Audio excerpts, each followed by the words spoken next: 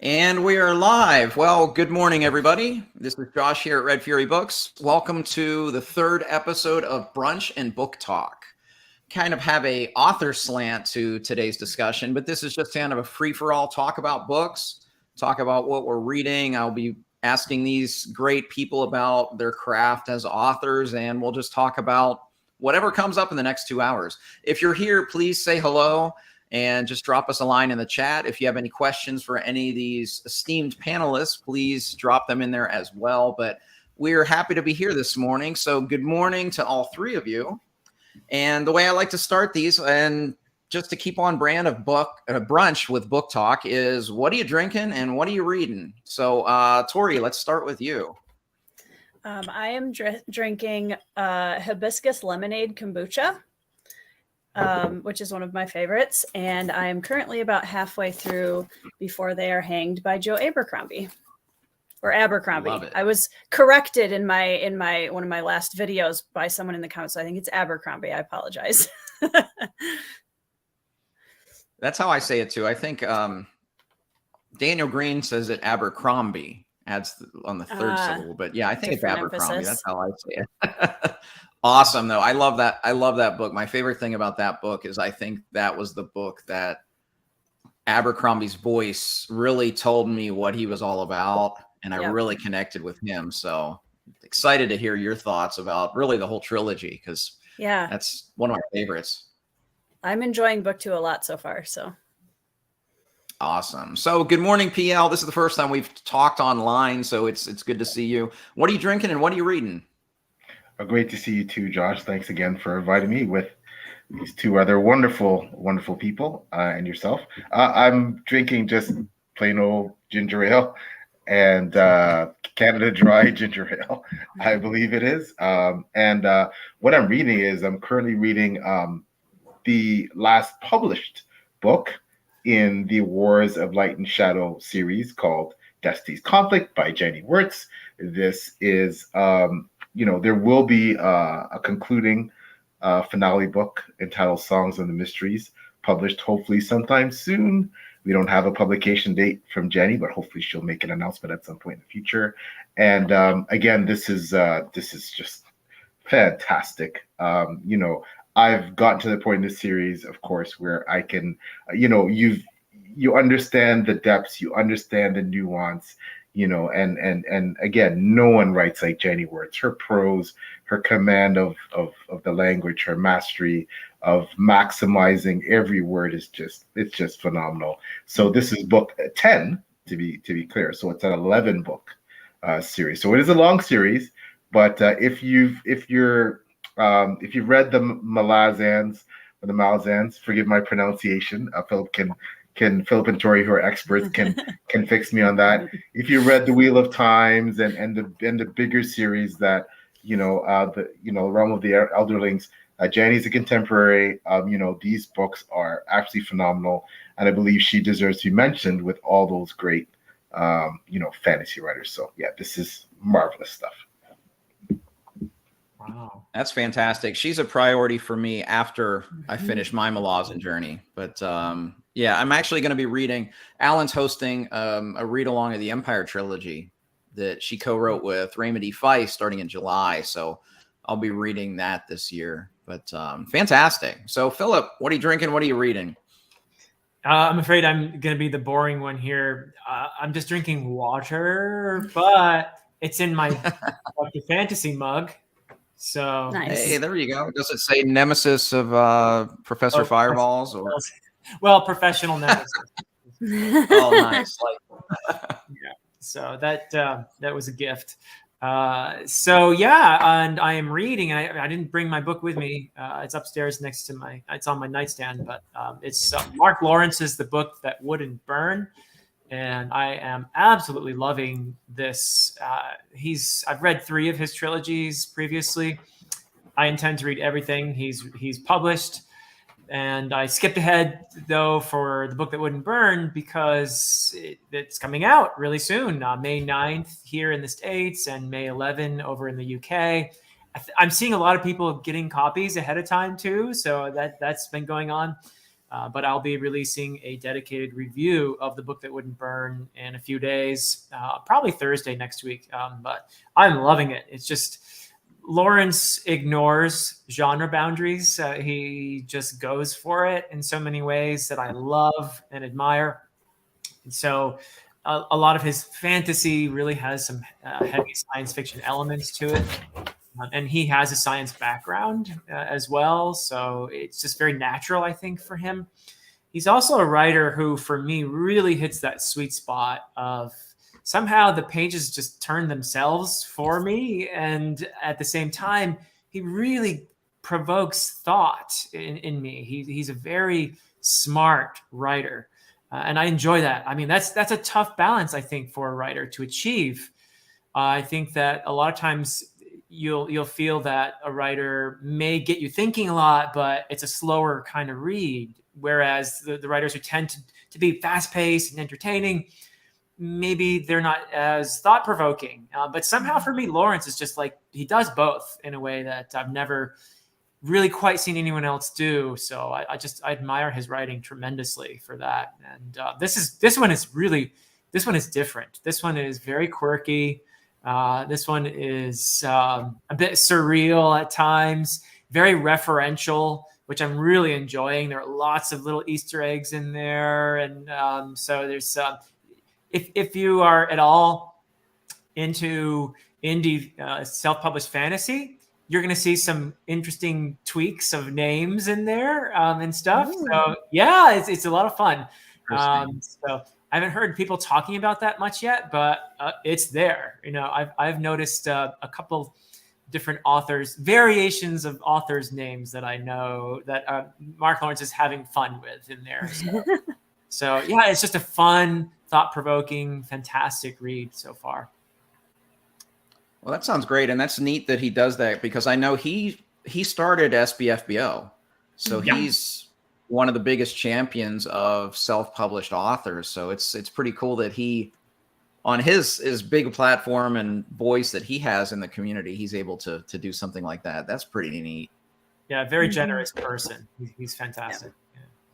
Well, I love hearing what everybody's reading, because Joe Abercrombie's a top 3 author for me. And earlier, at the end of last year, I did my TBR 2023, and I had 4 authors that were priorities for me to read for the first time this year. And Mark Lawrence and Janie Wirtz were both on that list. So you can definitely pick your brain about all of those. Actually, PL, I want to ask you, because it seems like most of the people I've seen on talking about War of Light and Shadow are kind of in the early stages of reading it. How would you recommend reading that? Because I know that there are kind of smaller arcs within the 11 books. Would you recommend just go 1 through 10, or read each arc, take a break? What's been your experience with those books?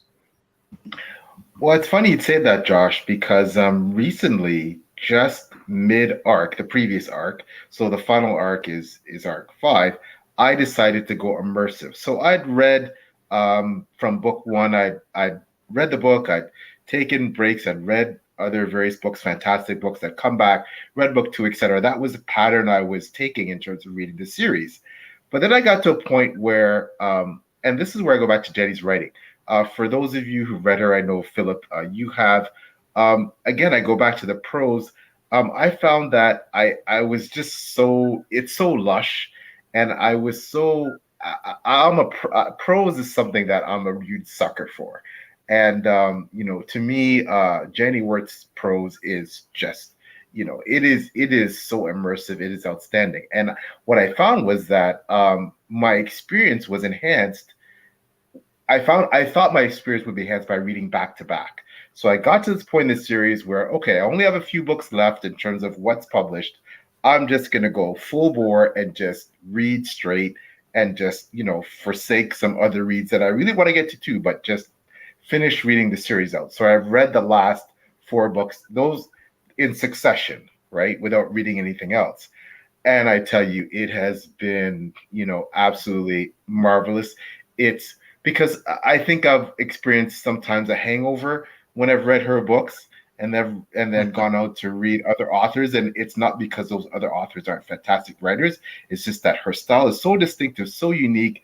And I think Philip knows what I'm talking about, having read her. And I just felt that complete immersion. In other words, just with this series in particular, because this is her signature series, I just felt I'd like to go straight. And I have the luxury of calling Jenny a friend. I talk to her regularly, and so we'd be DMing, and I'd be like, oh my gosh, I just read this part, and she would, give me without spoilers, of course, give me some insights, and it's just been a marvelous experience. So I cannot wait for the finale. But yeah, it's been fantastic. That's a conscious decision I made. Now for in terms of advice, I mean, I think it depends on what you like. If you're one thing I'm seeing more and more now, especially with BookTubers, is that if you're a mood reader, I recommend you read, what you like when you like.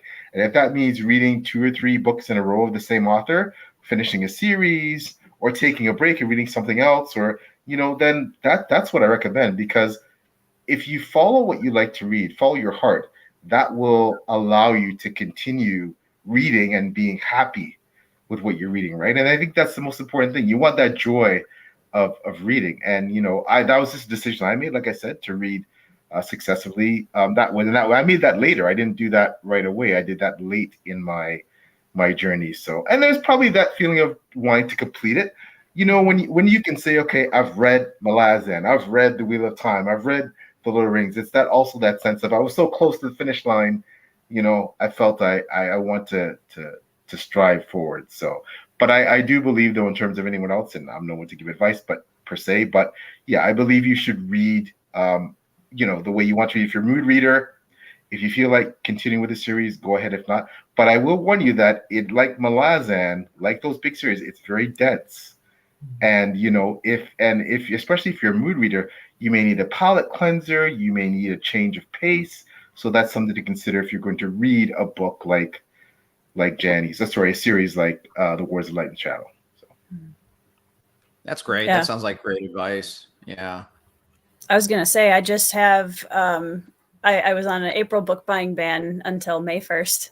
And then on May 1st, I purchased Daughter of the Empire, Curse of the Mistwraith, and oh my gosh, To Ride Hell's Chasm, which is one of my favorite book titles, I think, ever. That's an amazing book title.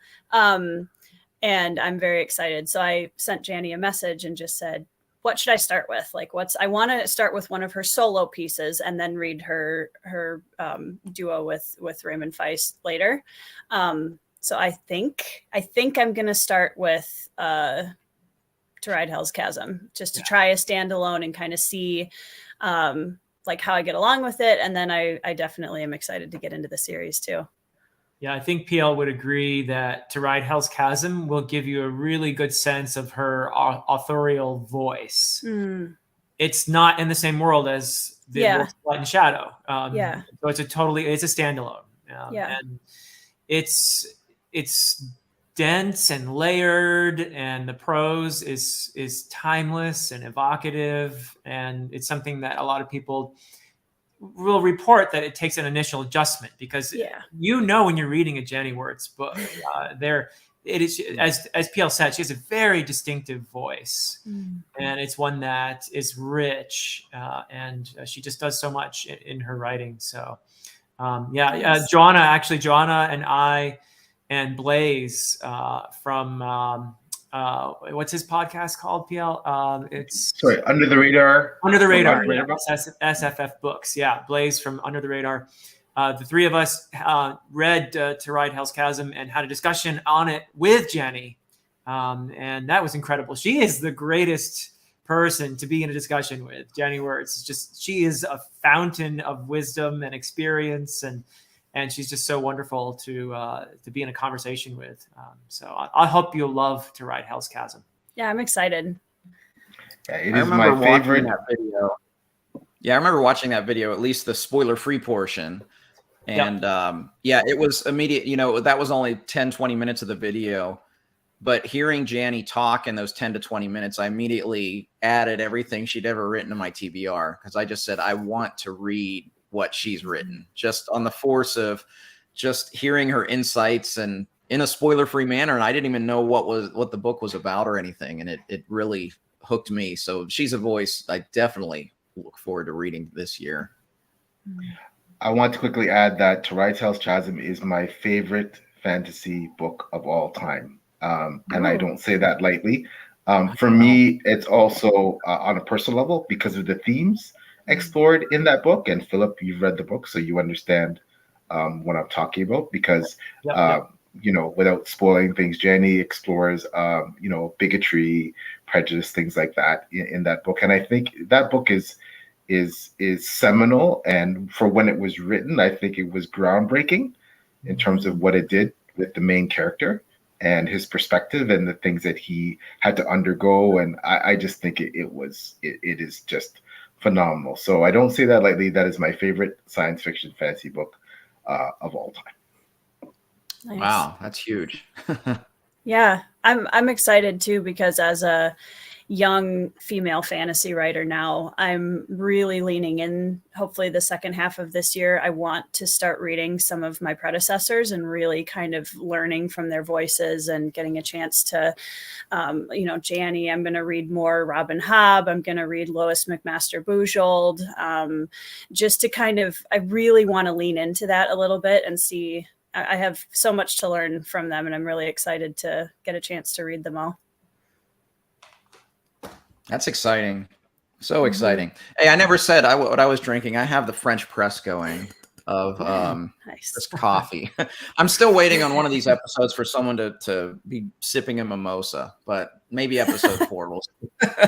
I am currently reading nothing because I finished a book last night. I finished Taipan by James Clavell last night. Really enjoyed it. The second installment of the Asian saga. And I don't know which one I'm going to start next, but I think you'll like my choices because I know my next 2 books. I'm going to be reading Memories of Ice by Stephen Erickson and The Horse and His Boy by C.S. Lewis. I just don't know which order. And I know that's an odd combination, but I've kind of been doing that. And actually, I tweeted that and Janie Wirtz replied to it. And that's why this popped into my head. She replied that I was going to warp my brain if I kept doing that. But I kind of like the contrast of, you know, this huge Malazan book that takes like a week and a half, and I have to read really slow, like 40 pages an hour, and really ponder what I'm doing. And then I can read like a Narnia book in like an hour and a half, and I don't have to really think about anything. So it's provided a really nice contrast for me. Yeah, I actually really like doing that too. Especially if like I'm going to be going back into Malazan this month actually, and I'm definitely going to be staggering that with not Malazan. So which Malazan book are you on? So I will be starting over because I finished House of Chains. I don't even know when. I read the first 2 or 3 about 10 years ago. And then jumped forward and I got to Midnight Tides and I got about, I think maybe a quarter of the way in. And I was just like, this is too jarring. And I was much younger and I hadn't read as much fantasy. So I think I found it too jarring at the time. And so I just never continued. And so I'm going back to Gardens of the Moon this month and I'm going to read them again since it's been so long and then keep going. I may catch you, Tori, because I'm going to be going on at some point to House of Chains this summer, probably. Okay. That's where I am. And I'm hoping to finish Malazan late this year, early next year. Oh, wow. It just depends. Like I know, again, like Janny said, this is a big series and an iconic series that deserves, you know, your full attention when you're doing it. I've had the luxury of having people such as Philip and AP Canavan to guide me through, you know, Malazan. And it's I, you know, and hey, I'm gonna of course, a little boost here. Stephen Erickson, great Canadian author. You know, and I think that you feel smarter for having read and understood some of these series. I think you're intellectually, you feel like you've exercised some muscles that perhaps had been dormant when you read Stephen Erickson, when you read Jenny Wirtz, when you read these iconic authors that have these series that are so complex. I think there's a bit of real mental gymnastics that you have to do to, and I think it's good for you. So yeah, I'm thumbs up on the Malazan reread. Hopefully I'll get to finish the series myself sometime this year or early next. And of course, you three do realize that once you finish the Malazan Book of the Fallen, there's a lot more Malazan for you. I have 3 Cam books right here. Good, yeah, because it's 2 great Canadian authors Yes. who have contributed to this world. So Stephen Erickson and Ian Esselmont, who are co-creators. But yeah, so you've got novels of the Malazan Empire. You've got the latest I'm very excited about, the Path to Ascendancy series by Esselmont. So the 4th book in that series is out in the UK, and it's Forge of the High Mage. And I'll be reading that very soon and chatting about it with AP and Alex from Books with Banks, probably. So I'm really excited about that. And of course, you have the Beauclain and Corbel Broach novellas by Erickson. You have the Carcanas trilogy with 2 books out. We're waiting for the 3rd. And I know, Alan, you know this is my job, right? This is what I do. And of course, you've got the latest trilogy from Erickson, the Witness trilogy, with Alan's favorite character, or one of them. I guess not quite favorite, but up there for sure, right, Alan? Although he has actually not appeared yet in the trilogy, but it's kind of about the repercussions of that character's actions in so many ways. So, but yeah, there's a lot of Malazan, so a lot to look forward to for you guys. Yeah, I'm gonna have to send you a message, Philip, once I get done with the Book of the Fallen, because I have some of Ian Esselmont's. I have 3 of them, but I'm gonna need to message you and be like, do I have the right ones? Like, where do I start? Sure. Anytime, you are most welcome. Yeah. It's a lot to keep track of. There's a whole bunch of it's a big world series, and the cool thing though is that I found that all these different series enrich each other. So I read Malazan Book of the Fallen first, and then later did my reread and read everything else Malazan simultaneously, and that added way more to my appreciation for the Malazan Book of the Fallen. So it's a case of the whole is way more than just the parts put together, right? The sum is greater than the parts in so many ways. So it's just incredible. It's the greatest literary journey I've ever been on, reading the Malazan works by both authors. So I'm excited for you 3. I have a long way to go. I'm only on book 3, so.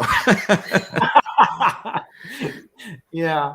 Well, probably best not to think of all those books all at once. Yeah. No, one at a time. Yeah, no, I am very excited for Memories of Ice, though, just from what people have told me about it. And I think I learned in reading Dead House Gates, I understood how I can best read Erickson.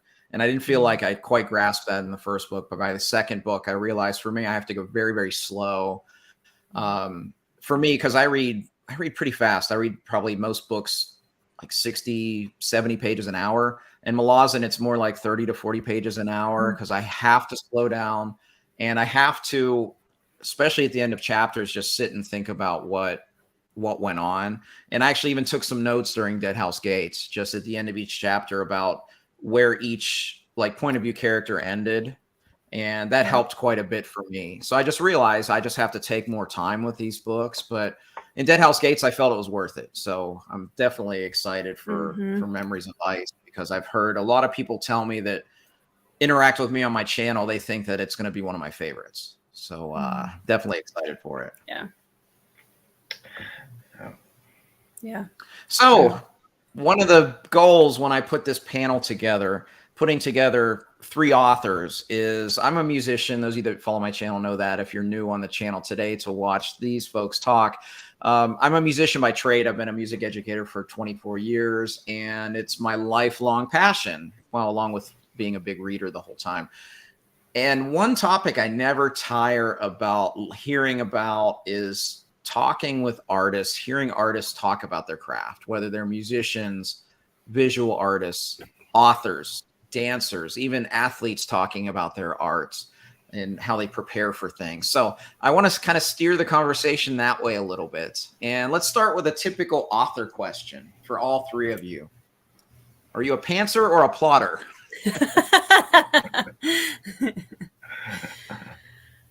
You want to go first, Tori? Sure. I feel like that's actually a harder question to answer than a lot of people think it is, because there's a massive spectrum in between those two. I traditionally am more of I like to call it a discovery writer because that sounds better than pantser, but I mean, it's basically the same thing. I have usually an idea in my head because I usually start with scenes because I'm very much an emotional impact scene writer. And so I start with scenes or I start with characters and then I kind of build the world around them. So I have to discovery write to some degree because it's okay, when this character is in this, position, then what happens? And then you bring in, so it's a lot of like, as I get into the scene, I may have a general outline in my head of where I'm going. Like for my trilogy right now, I know where the first book ends, I know where the second book ends, and I know where the third book ends. And those are big moments in my head. And it's just kind of discovery writing my way to them with basic milestones. So that's the complicated answer to I'm kind of mostly towards the pantser side, but I do have a plan. I think probably all authors have some sort of a plan. Yeah. I guess the better term, instead of pantser and plotter, let's use the Sanderson, the gardener or the architect, I guess is the way that he puts it. Because I think even the best ones, I mean, George R.R. Martin is probably the most famous pantser, or Stephen King.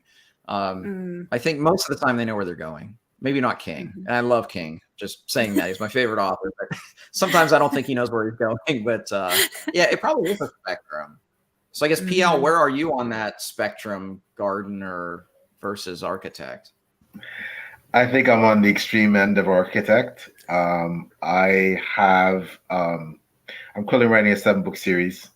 I have all the titles planned out, all the cover art, all the back cover blurbs, all the plots. I have family trees, maps. I have 2 prequel trilogies plans. I have them plotted out. I know the titles. I have I have another 6 subsequent 7-book series planned. Same thing. I have chronologies. I'm on the extreme end, I would say, of architect. And yes, I'm probably obsessive and crazy. I don't doubt that. But at the same time, I think for me, and I don't want to, because I think the one thing people have to realize is that it doesn't matter what you are, or what end of the spectrum you fall on, architect or gardener. It matters that you managed to finish the book and that you had fun doing it. And I certainly think that being a gardener, I mean, there's a lot of fun to the spontaneity of not knowing and changing things on the fly. And that's all great stuff too, right? I know for me, just the way I work, I prefer that very organized, with some flexibility to, for things like certain characters that just demand agency and you give them a bigger role and things like that. But yeah, for me, it removes a lot of the things that I feel slows me down with actually producing the book. Because as a writer, you realize, okay, writing the book, getting the words on the page is one thing, but then there's everything else as a self-published author, right? There's the marketing, there's so many other aspects. So I think that for me, being an architect helps me move my series forward and actually produce it that much faster. Hence, I have 3 books out in the span of 2 years. So I think for me that works. It doesn't mean it's the right way. That's just what I do. Well, that's the thing about all artists. I've read enough books about composers specifically, how different all of them are. And some of them are like that. Some of them were the structured where they would compose every 4 hours every morning, and that was their process. And some of them would plan things out. And well, Mozart would write it all in his head, so he doesn't count. But everybody's different. And that's why I always never tire of this topic, because hearing just different paths that people take to produce their books. But I mean, PL, hearing you talk, it sounds a lot like, you sound a lot like Brandon Sanderson, who he knows where he's going. He has it all planned. And I think that's one reason that he contributes to being pretty quick for an author, is that he has it all plotted out in advance. So yeah, there's certainly a lot of great authors that follow that mold. And so obviously you're in a good category there. But how about you, Philip? Where do you fall on that that spectrum? I'm more on the architect planner side, but not quite as far along there as PL, I would say. And I plan things to the extent that when I started writing my trilogy 18 plus years ago, I drew a map first, and then I did a whole bunch of world building. I wrote about 100 pages on the mythology and the history and the religions, and even created languages enough to it seem like they're real languages based on actual languages that I know. So I did all of that first, and then I also made an outline of each book. And by outline, I mean, I don't know how many pages, I don't remember exactly, but 20, 30, 40 pages of outline with chapters pretty much planned out. But I will say that every time I would write, the story would tell me, no, you need to go here. I was constantly pulled somewhere else by the story. I'm sure that happens with PL too, and even the strongest of architects. Probably this happens because you have to listen to your story, right? You have to listen when the story tells you, no, this is going to happen. You got to do something, and it just happens. You can wake up in the middle of the night and realize, wait, no, I have to do this in the middle of this chapter, and that's going to mess up this other chapter, and then I have to go back, and that's okay, because some of my best, I think, moments in the story were unplanned, were things that in the process of being immersed and engaged in that world, your brain is doing stuff all the time, even when you're not thinking about it, and suddenly an idea pops in there, and it's really wonderful to be in that creative zone that way, where your brain is working on it even when you're not realizing it, right? Even when you're sleeping sometimes. And so sometimes the story speaks to you and tells you, you got to go here. And then you got to figure out, okay, how do I do that? So that happens. And so I guess I can't say I'm entirely an architect in that sense. There are some moments of spontaneity there for me, some flourishes, if you will. So, yeah. Oh, yeah, I do think it is a spectrum. But it's interesting what you brought up, how your mind is always thinking about it, because I've experienced that as an orchestra director, how there's something that isn't working, that's not going well. And I'll be actively thinking about how to rehearse it better and get it better. And then I'll wake up one morning and it'll be in my head and I'll know exactly what I need to do. So it's very interesting what the subconscious mind can do. Like you said, when you're totally immersed in that act of creating art in whatever manner. Yeah. Very interesting. Well, and I think too, and I know Philip, having, written for or been working on the series as you have for so long, I mean, it becomes so much a part of you. Like, I mean, the trilogy I'm working on now is a prequel to a series I started 10 years ago. So the world is so familiar to me at this point. And while I don't plan on the outline side of things, writing an outline on paper is like just me tearing my hair out. I can't outline on paper. It drives me nuts.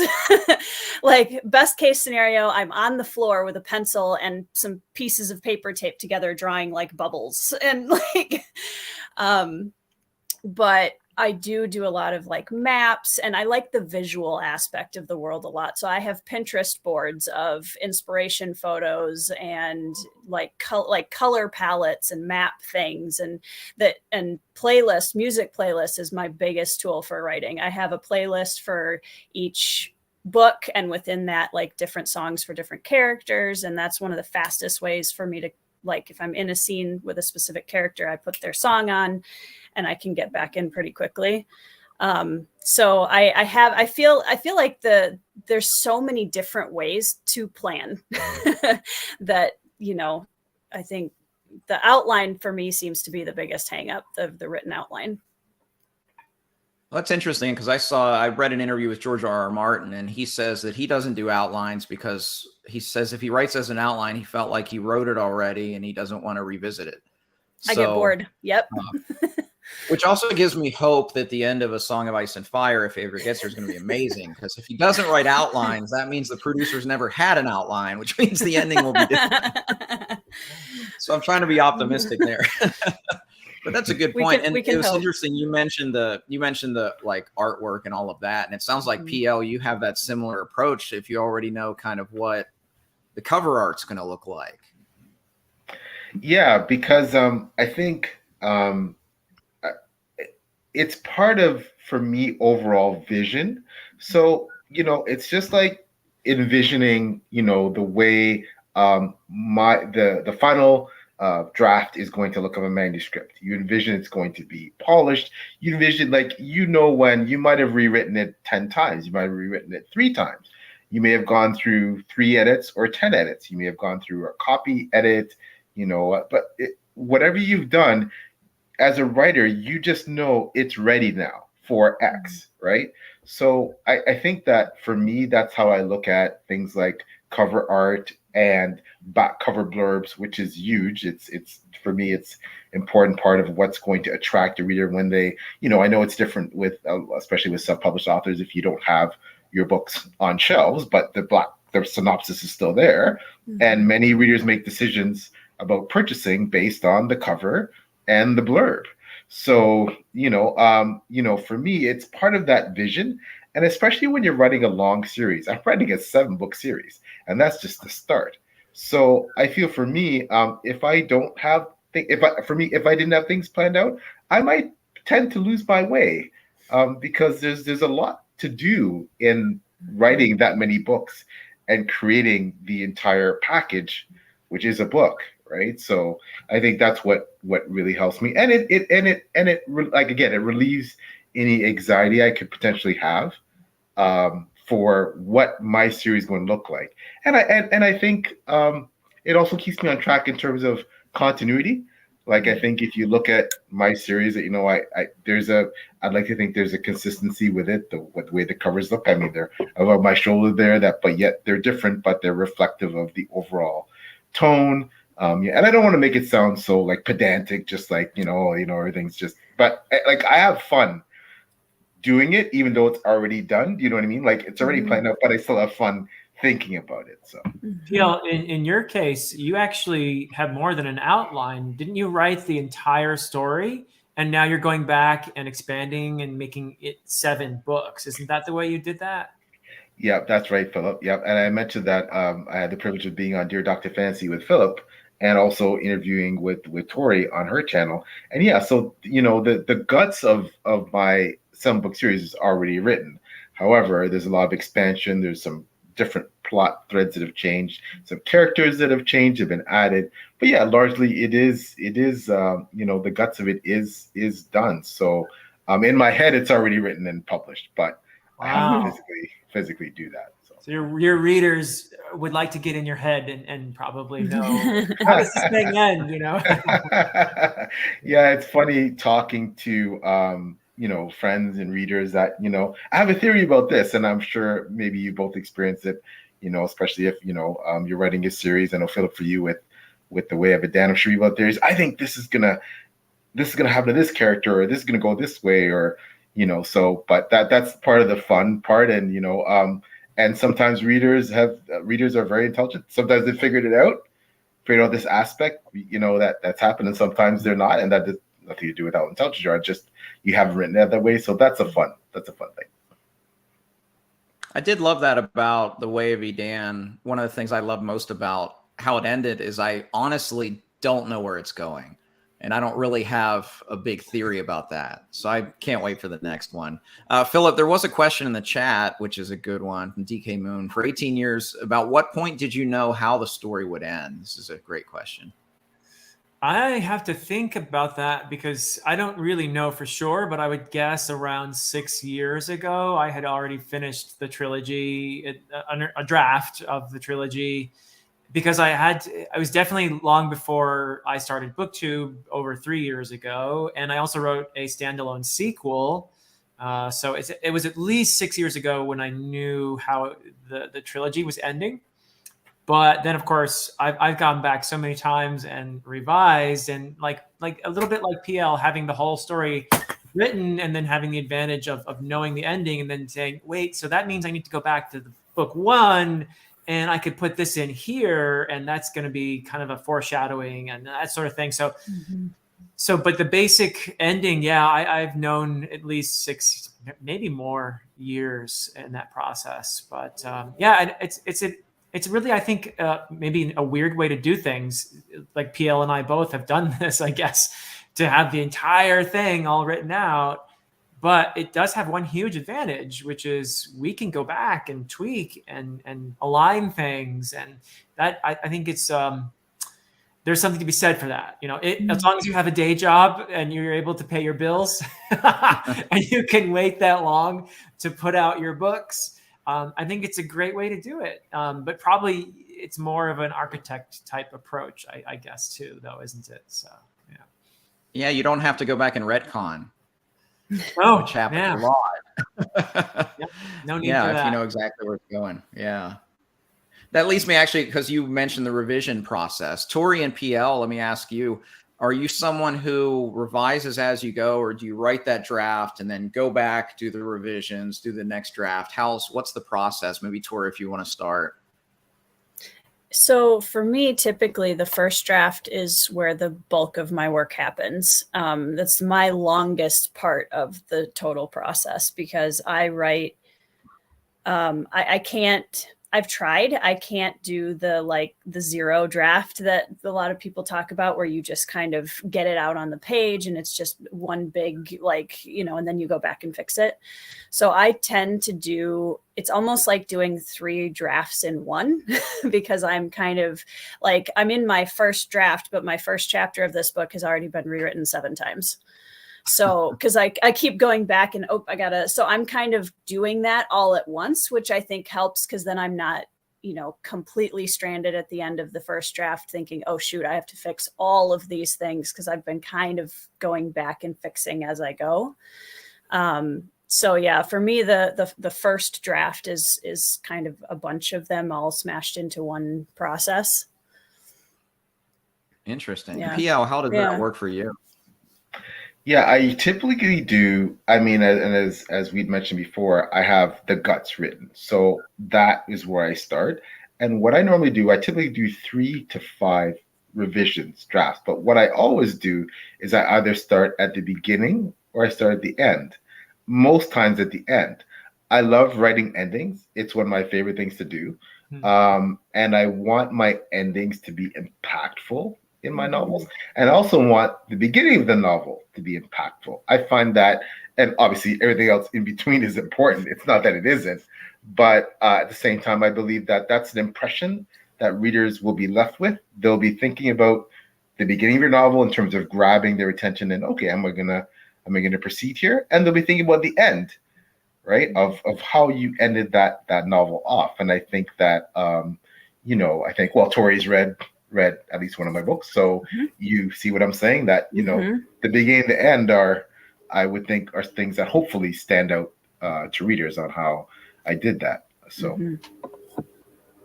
that's another aspect of this I find fascinating, because I watch a lot of author interviews. I love, again, just hearing about artists talk about their craft, and two just kind of popped up into my mind that are polar opposites. Evan Winter was talking about his books on an interview I saw a while back, and he's one that is very big on revising as he goes and making it so when he gets each chapter, he's done, and then he goes on until he gets to the end. And then I just read in the last couple weeks Joe Abercrombie's latest blog post, and he's kind of the opposite. He just writes through the book, and then he says, I don't know if anything's good. I got to go back and see what I can do here, and it'll trim this and all of that. And the approach is just totally different for him. And obviously it works for both of them. And I just love this topic. Yeah, my daily writing routine is I'll start when I'm writing for the day by revising what I wrote the previous day. Mm. I go over what I did the previous day, and in the process of revising what I did the previous day, I get immersed into my world kind of gradually. And by the time I'm ready to start something new, I'm totally in the zone. And then I write until I feel like I'm too tired now. I need to stop. And then I'll go back the next day and repeat. So I always go back to what I wrote the previous day, go over it, revise. And then when I get to the end, I go back and I revise. I don't even know how many times I've gone back and revised the whole thing, more times than I can count. But yeah, that's my process. That's interesting. Matt has a similar question there for all of you. Basically, how much of your work have you had to scrap? Like I think Pierce Brown in his latest book was about a third of the way into it, and he scrapped it all and started over because it wasn't going where he was going. So what's the largest amount that you've had to do with this? Any of you? Well, I know for me, I'm pretty decisive when it comes to, what is going to go into the book and what doesn't. Usually what's cut is for, the sake of, because again, as a self-published author, you are in some cases limited, depending on your budget, things like that, by the print, the size of your book, how many pages you're planning to spit out, but more, if I cut out something extraneous, it's something that isn't related to the series as a whole. That's usually what I'm cutting out. That this is really a cool thing. That this is a cool side note, but it doesn't really tie into the series as a whole. And can I dispense with it? If I can, and it's not going to really take much away from, I guess, the overall enjoyment of the book, then I'll probably get rid of it. I might save it and keep that idea I might park it, and I might use it somewhere else, maybe in another series or another book, or maybe somewhere later on I can fit it in. But that's typically what I have to scrap. But I don't usually scrap huge chunks of my manuscripts. Mostly it's actually enhancing, because I quickly want to go back about size. I like to write books that are in and around 200,000 words or less, between 160K and 200 for my series. And those are typically books I like to read, coincidentally. So if I'm getting to that, okay, I'm 190 and I need to get rid of this because I want to get to 200 and this isn't that important, I will extract something like that and dump it. So that's what guides my decisions, because I'm trying to write a series where some things may seem unimportant, but really they are important. They're tied in. So those nuances matter, and these things will crop up again later in the series. So if it's in there, it may potentially even seem extraneous at time, but it's not. So, especially because you know where you're going as the architect. That's great. I think we know this one. This is DK Moon just asking 7-book series. So Drowned Kingdom is the first book in the first 7-book series, correct? Yes, that's correct. Yeah. I don't know the answer to this one. I have a fun question. What's your favorite 1-star review that was given for a ridiculous reason? Kind that makes you laugh. Do you have any of those? Do you even read your reviews? I guess is another question. Who wants to go first on that one? Philip, I think you have one. You had one of those. Oh, I do. I have. That was a troll, I think. I don't want to call it I don't know if favorite is the right word, but I think it was the day of the release or even before. Somebody gave me a 1-star on Goodreads, and I clearly hadn't read the book, had no interest in reading the book. And I had a few advanced readers who had left reviews, positive reviews, and this person was very angry for some reason. I don't even know why or who this is, but there was a very angry individual who was claiming that anyone who likes my book it said some unpleasant things about me and anyone who likes the book, and I have no idea why, but it was just sort of okay, well, I guess I have a troll, so maybe that's a sign of success. Absolutely. Yeah. So that happened, and that's fine. hopefully maybe they feel better now. I don't know. Tori, PL, do either of you have any 1-star reviews that were just ridiculous like that? I wouldn't say ridiculous. I've been fortunate not to have a lot, but you can get them anytime. There's no right reason. But there was one that I had, and actually it was from a reviewer that I actually I respect them, and I totally get why they didn't why they gave me the rating they did.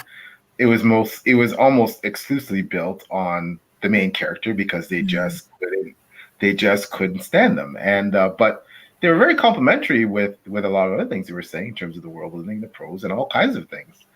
But it just came down to the main character for the most part. And then and the reason I say it's funny is because I read their review of another book by a famous author, not a famous author, by a famous author with a detestable main character that they loved. So I was a bit, taken aback, but I mean, maybe I thought, okay, well, am I being judged more harshly because I'm new or an indie or, but it was just funny that it helped me get past, because I got this fairly early in my writing journey, and I had a lot of positive reviews. And, as an indie author, especially, I can't speak for others, but I know I do read all my reviews, and I was like, oh man, you get that bad review and I took it personally. But then, you realize, okay, well, obviously person entitled to opinion. You're looking for perhaps feedback that might help you become a better writer. Okay, great. You're taking it positively, constructively. And then it just so happened that I read that other review. I was like, okay, well, because there's that balance between not being tone deaf to feedback. And if you see a lot of the same criticisms in your reviews, well, perhaps that's, an exposure in your writing that you might need to address. But if it's a one-off, you can say, okay, take it, kind of with a grain of salt thing. But yeah, it was just interesting that my detestable, reprehensible character got trashed, and a famous author's detestable, reprehensible character got a positive review. So it is what it is. Tori, do you have anything you'd like to share? I mean, from my previous career as a younger author, I have some doozies. But the phased, I mean, I've been lucky with phased so far that I haven't had a 1-star review yet, and I know it's coming, and that's totally fine. Doesn't scare me. But one thing that I thought was really funny was on one of the Amazon reviews that I got for phased, was that somebody gave it a high rating, but in the bottom, they had a really big issue with a piece of the ending and how the book ended. And they were so angry about it because of this thing that they really didn't like about it. And that didn't actually happen. Oh, so I was like, okay. I mean, like, I do read all my reviews. I don't respond to reviews typically, just because for me, that's I don't feel like I need to, just because that's, I want people to be able to have their space to just put their review, and I read it, but I'm not gonna, I don't want them to feel like they have to be in a conversation with me or anything like that. But I just thought that one was really funny because it's like, but that didn't actually happen. So. Christopher has a good question in the chat about POV, and this can spur a nice discussion. Basically, the work he's writing, it's kind of changed more to the main character's wife, and he's going to change POV chapters. Has this happened to you before, where you decide to revise a chapter where you change the point of view just based on where the book has been going? Mm-hmm. I see nodding. Yeah. Go ahead. Sorry, Tori, go ahead. Yeah, I was just going to say that. So the trilogy that I'm writing right now, when I first started it last year, I was being very stubborn about it. And I was like, this is a single POV for the entire trilogy. And I got about 4 chapters in, and I was like, nope, this is not a single POV. And so a single POV with one character turned into 4 POVs for the first. And it really helped because my critique partner at the time, it kind of started because I was trying to stubbornly force myself to stay in that single POV. And she said, well, I really like this character that is the brother of the main character you're writing in, and I think he could be a really interesting POV. And I was like, okay, well, I'm going to try a chapter from his POV and see what happens. 3 POVs later, it was such a good, I think it's a good reminder for us that sometimes we get really stuck in a mindset of this is how I need to write the book, and we don't let ourselves like relax and try and experiment to see what is the best way to tell this book. Because I know if I had kept it in a single POV, I would never have been able to accomplish the emotional impact that I want the book to have. He has a very emotionally impactful POV, but the other ones just all have their own unique, emotional impact to add to that. And I think that was a really good moment for me to kind of step back and say, you know what, I'm letting go of doing the kill your darlings kind of thing. And I'm pushing the single POV out the window. I don't know why I was so stuck on that. Now looking back, I'm like, why? But, so yeah, for sure. And sometimes, like you mentioned, PL, sometimes those side characters that you just kind of threw in all of a sudden demand to be heard. And I love when that happens, because I think that shows how much agency the characters are taking on and that it's really coming to life. So I get excited when a character taps me on the shoulder and is like, so I have something to say.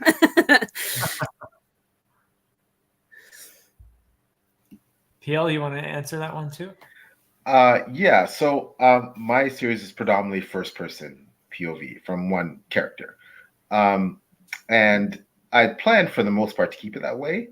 However, as one thing I did change is as the series evolved, I felt there's some characters that their voice need to be heard specifically strategically for readers to understand who and what they were, what their thought process were, to leave no doubt, no ambiguity, because obviously when you write first person almost exclusively, it's an unreliable narrator. I do want people to find my main character to be an unreliable narrator, but there are some things I want to leave no lack of clarity about. Mm-hmm. So I need to present, so I gave a couple of characters specific in the second book, one character, their own first person POV for essentially a chapter or two, because I need to convey something. I can't get into it without spoilers.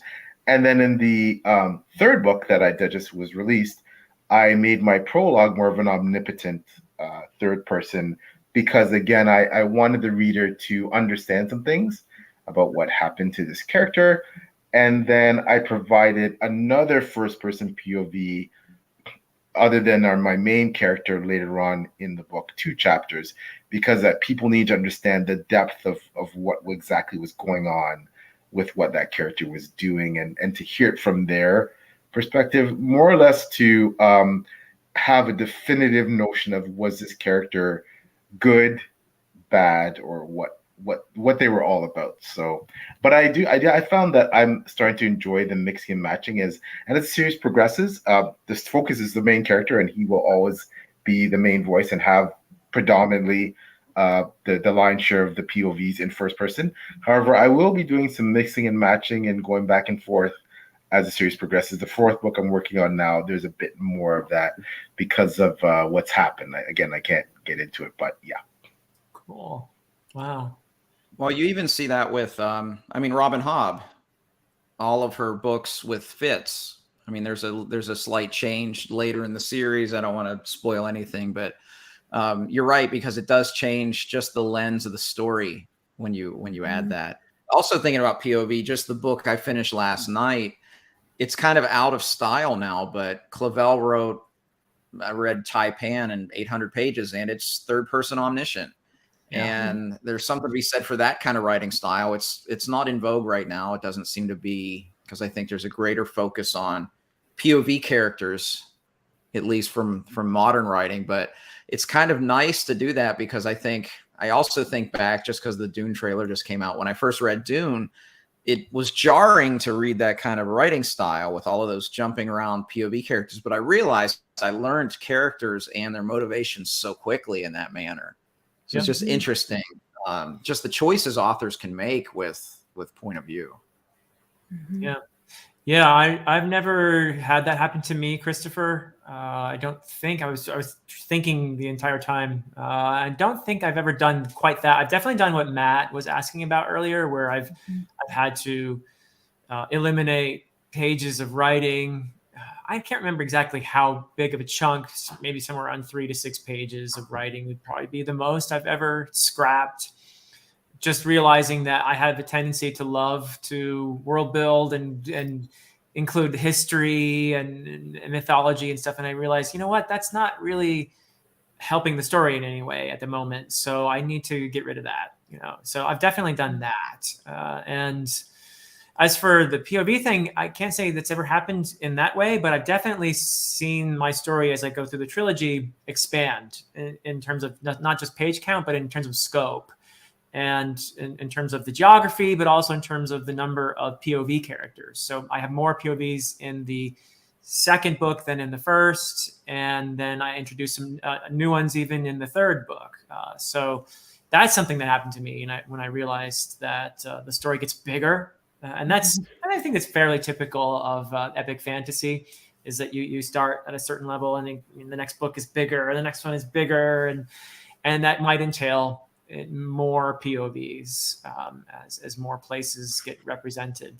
And it's fun to try to bring them all together and see how they intersect and all of that. So,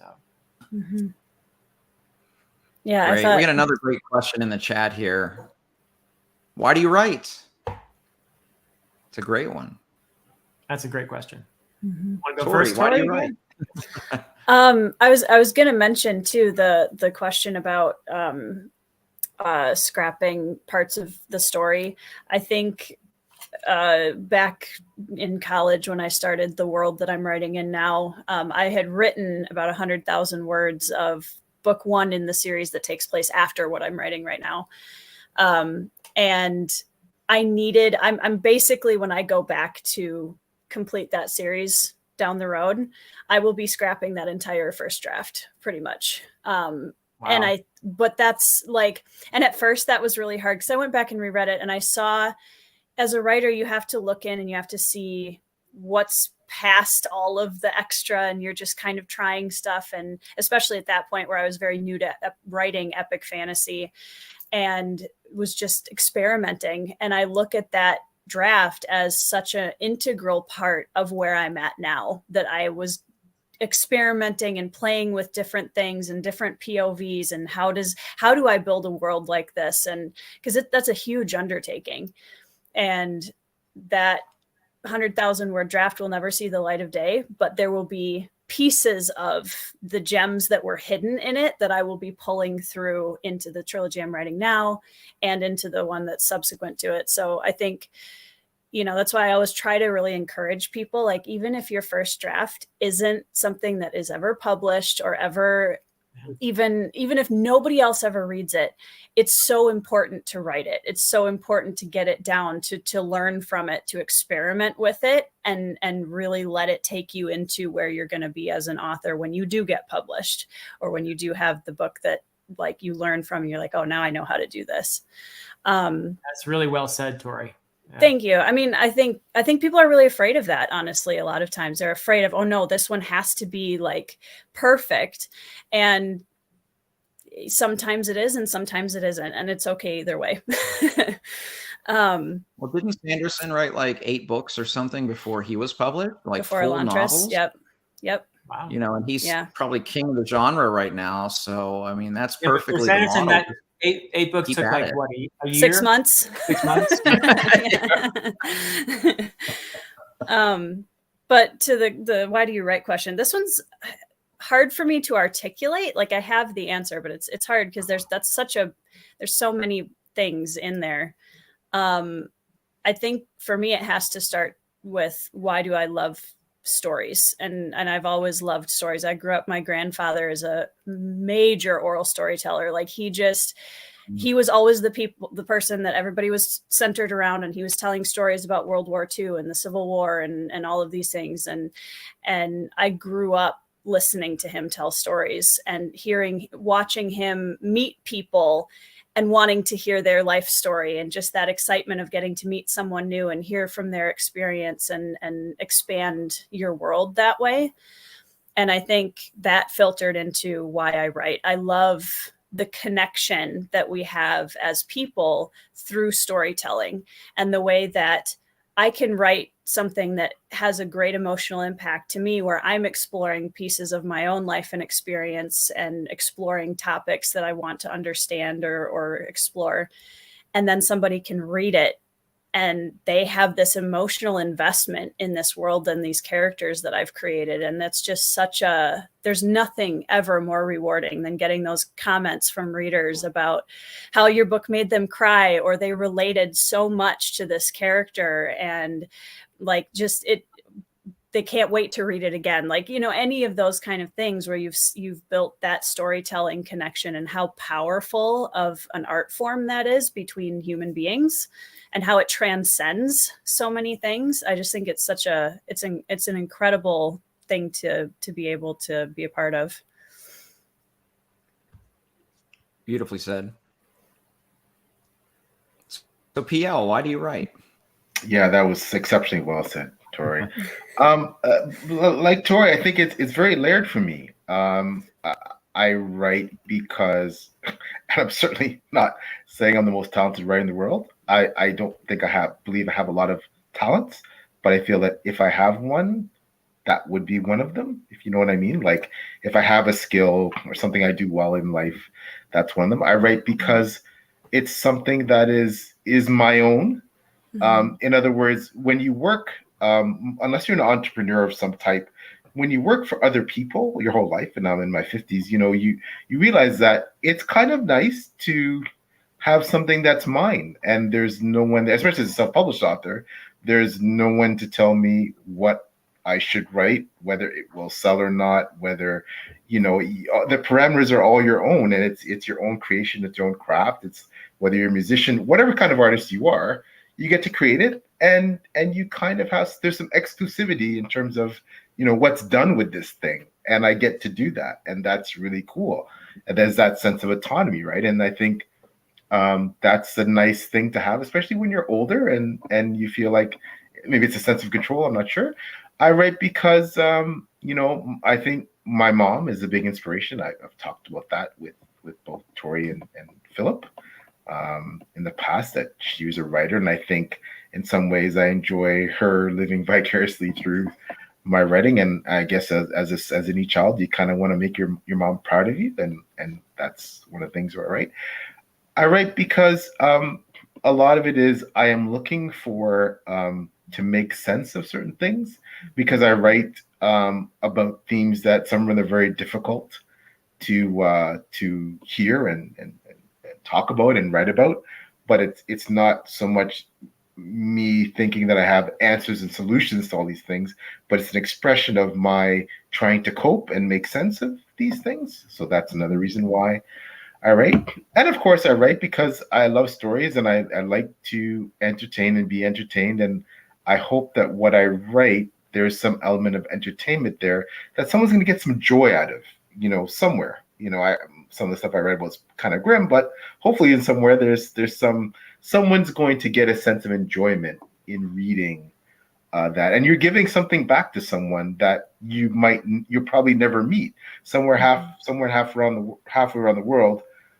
It's just a cool feeling as a writer. May read your book, like it, you'll never meet them, and it's like you gave them something, right? I mean, I know it's transactional; they paid for it usually, but do you know what I mean? Like you gave a piece of yourself to somebody that you don't know, you're never going to meet. Like, I think that's unique experience, human experience, that connecting with someone. I think we're all trying to connect with someone. And I guess finally, I've talked this, I think, particularly with Philip, I think subconsciously or not, there's that sense of immortality. You're chasing something that, you're leaving a bit of yourself behind when you're gone. I think you become more cognizant of when you get older. Like I said, I'm 54. So when you realize you have more years, behind you than ahead, you start to think about the future. And I think you want to leave a little bit of piece of yourself, other than, your children. I mean, what do you tangibly leave, really, right? So, but I think a book, can be that something that eclipses, your mortality, right? It's so. Wow. Fantastic. Both of you said some beautiful things there, and I agree with everything, really. I think there are so many possible reasons to write, and we are, in fact, the storytelling creature, and I feel like we need stories. Stories help us to make sense of our experiences. They can help us to impose patterns on what is really a fairly chaotic existence in many ways. They can give us meaning. There are some really wonderful essays written about fantasy, particularly by writers like Ursula Le Guin and J.R.R. Tolkien and Stephen Donaldson. Donaldson's essays on epic fantasy talk about how fantasy is the literature of reintegration, which is to say you engage in that story, you go on that journey with those characters, and you emerge from that journey with a sense of meaning. And this is in a world where often we're told we're absurd and meaningless. And so I think it's beautiful to have the opportunity to, as a reader, emerge from that. And as a writer, I guess we all decide maybe, as PL said, look, it can be just entertaining. It can be so many different things. But I think we'd all like to think that our readers emerge from the experience having gained something. And that something might be a sense of meaning, a sense of purpose, a sense of clarity, perhaps, or maybe just a way to pass the time. And that's all good, really. So perhaps as a writer, though, I was maybe hoping to give a reader another person, to connect with another person that way too. You're so right about that the fact that we feel connected to the people that we share our stories with. That's a beautiful thing. There's a kind of transcendence in that, I think, which is a wonderful thing. As a writer too, I just want to say that I enjoy the process. I love being creative. I can't tell you how 5 hours can go by and it feels like 10 minutes to me, because I'm in that zone and I'm immersed and I'm loving the experience of doing something creative. So there's a joy to writing just in and of itself.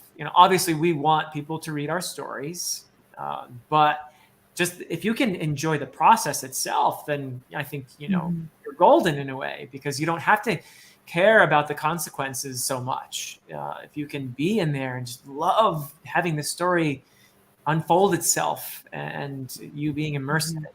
So there's a beauty to that as well. So all of that stuff, really. And I guess we are all, in one way or another, chasing after connection and meaning. Yeah. Well, I mean, it gives you sorry, go ahead, Josh. No, I was going to say it's what you said at the very end reminded me of that Vonnegut quote where he said, make music, draw, all the different artistic things. Even if you're lousy at it, just do it, because it'll change you as a human being. And it's so very true. Because we see all the time, I see it all the time. Like some of my students that are not going to be the best musicians, but they work really, really hard.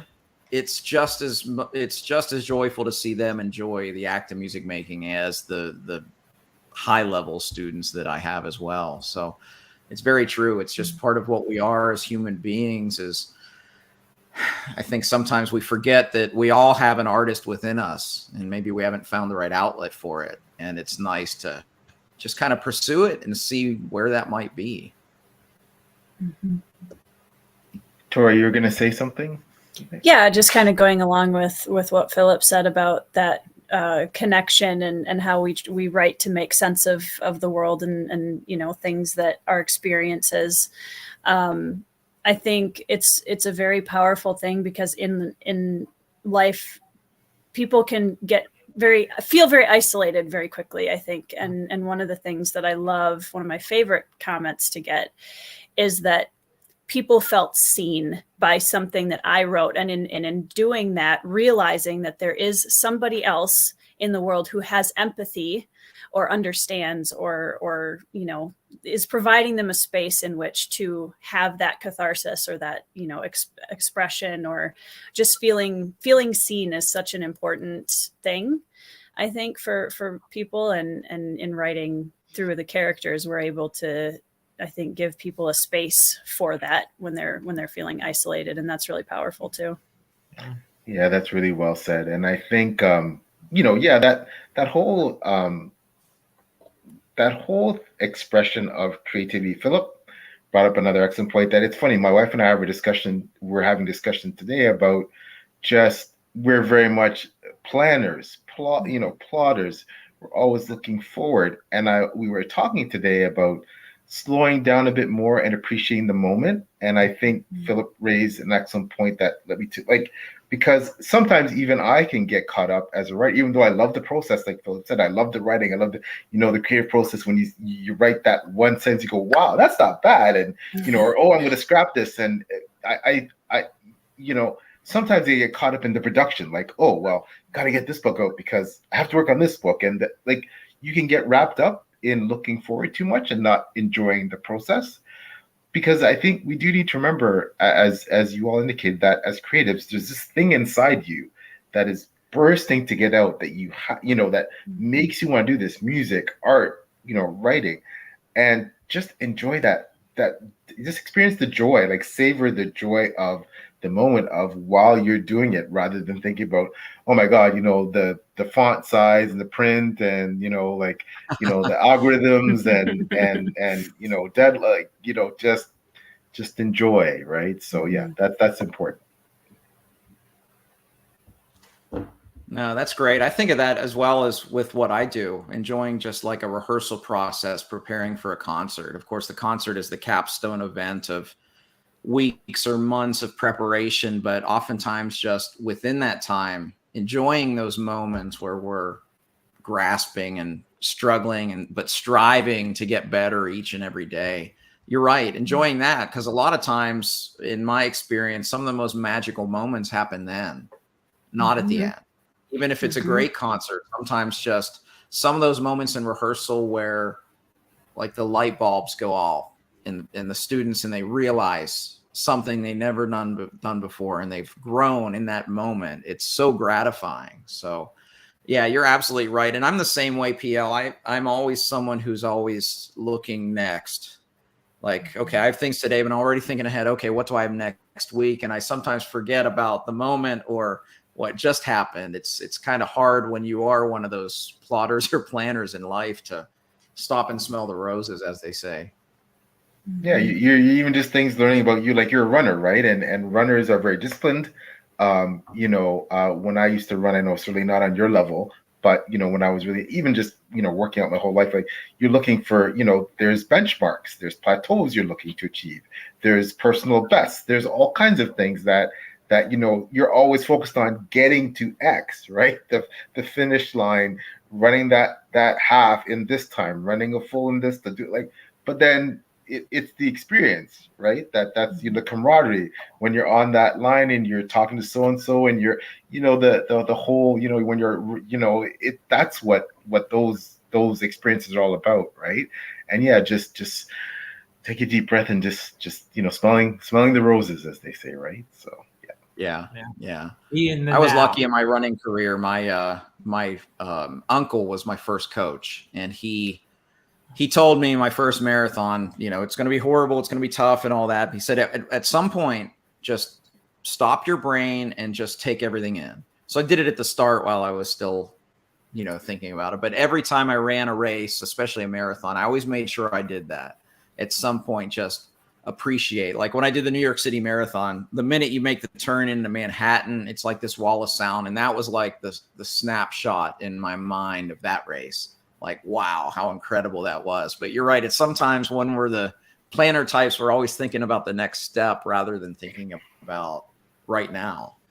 And it's also realizing how much of a privilege it is to be physically fit enough and mentally disciplined enough to run a marathon or to write a book or to create art. Like we also, it's a gift and it's a privilege. It's something that, not everyone gets to enjoy for whatever reasons. And it might be financial. There might be all kinds of reasons, but it's a privilege to be able to, when I can look at my shelf, like, oh my gosh, those are my books and they're on Amazon. Like that's a privilege. And when someone writes a review and says they like it, that's a privilege. So, and running through that tape and at at whatever time. That's a privilege. Some people, can't physically do that for whatever reasons. Like, so we also have to remember how lucky we are, how blessed we are to be able to do what we're doing.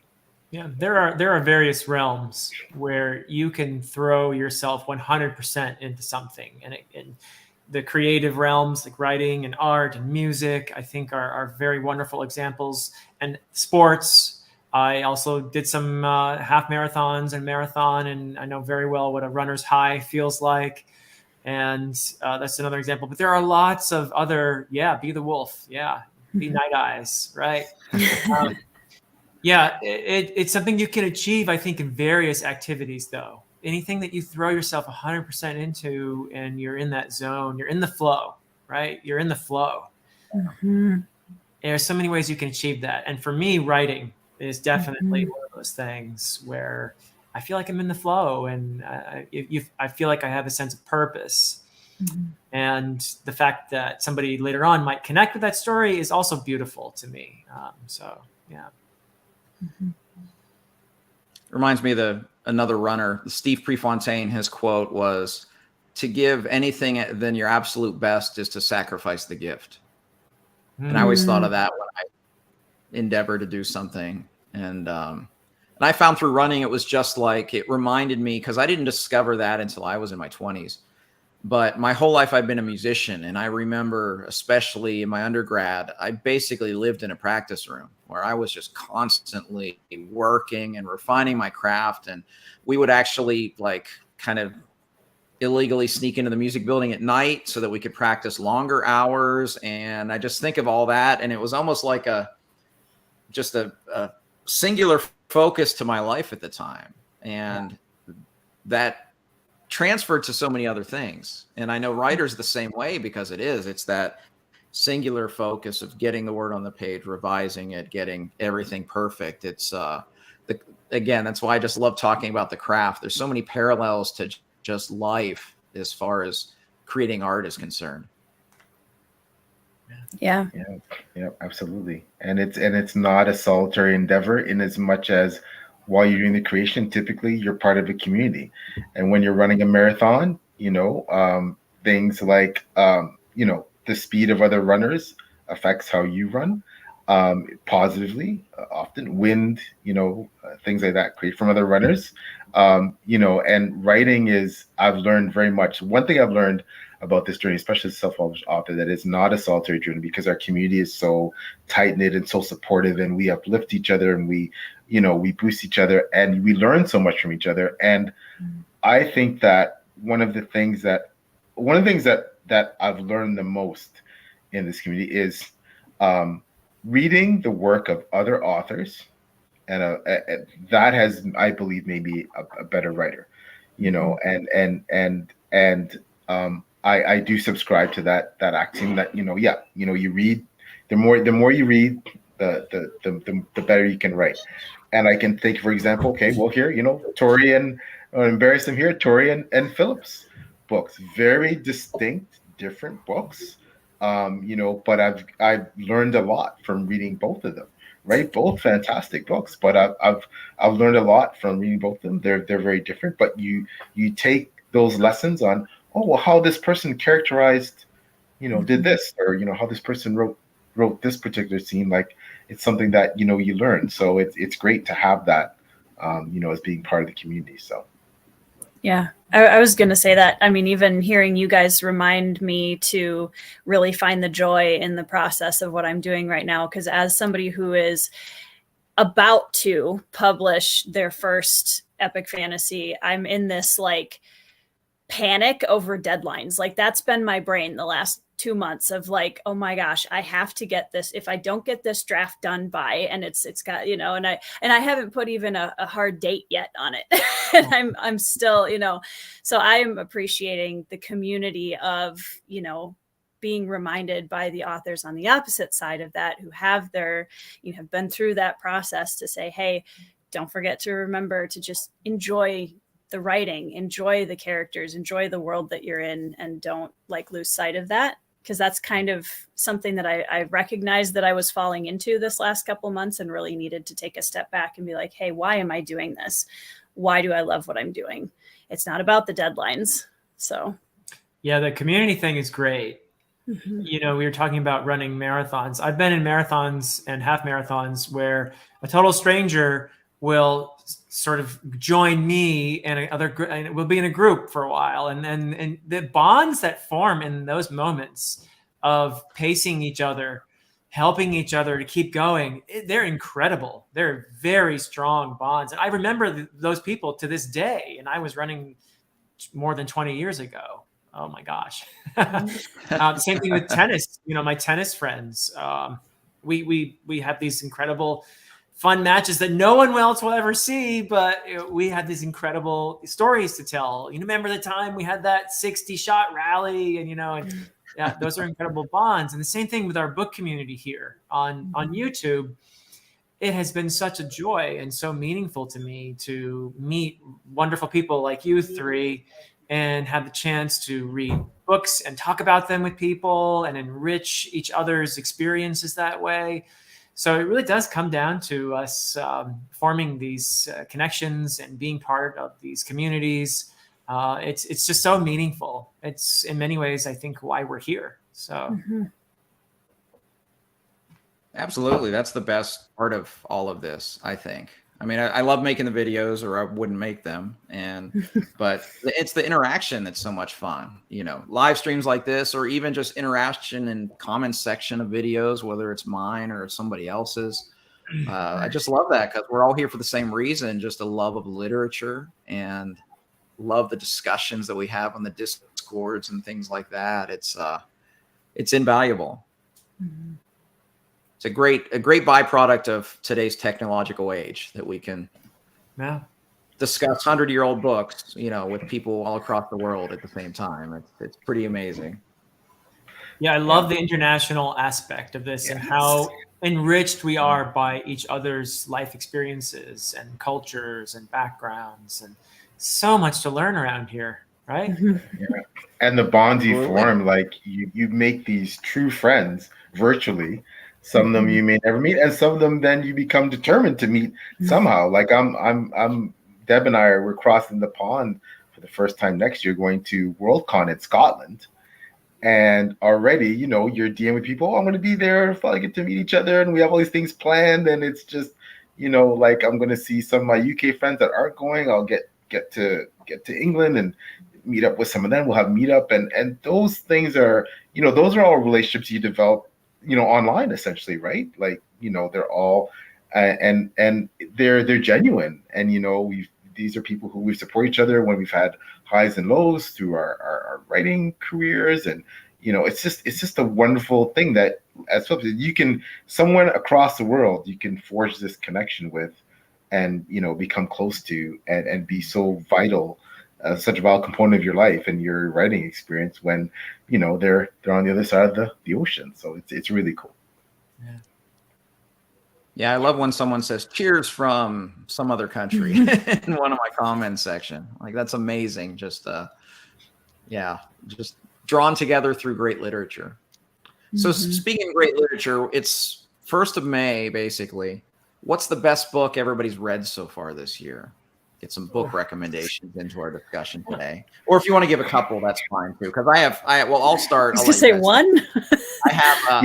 That's my top 2 contenders for the year, and neither of them are really fantasy, which is interesting. But Lonesome Dove by Larry McMurtry was just unbelievable.